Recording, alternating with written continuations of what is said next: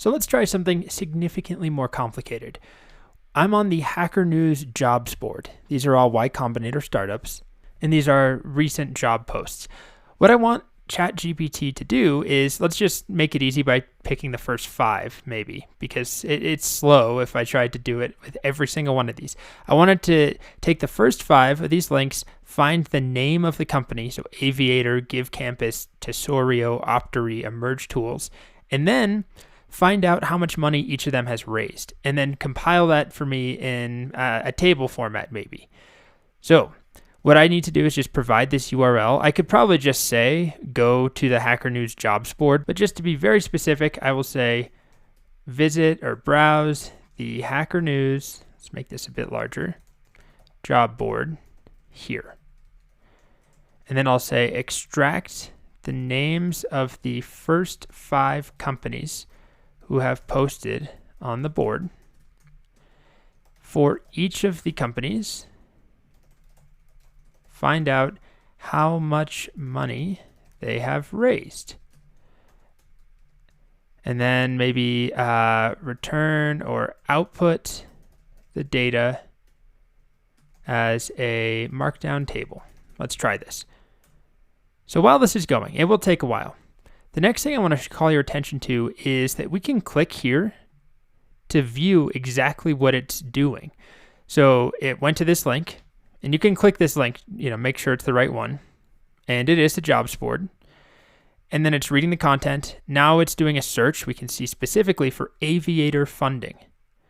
And then hopefully it's reading a post or some content. It found the amount. Now it's doing the same thing for GiveCampus funding, which is the second company on here, right? Aviator, GiveCampus. Tesorio is the next one.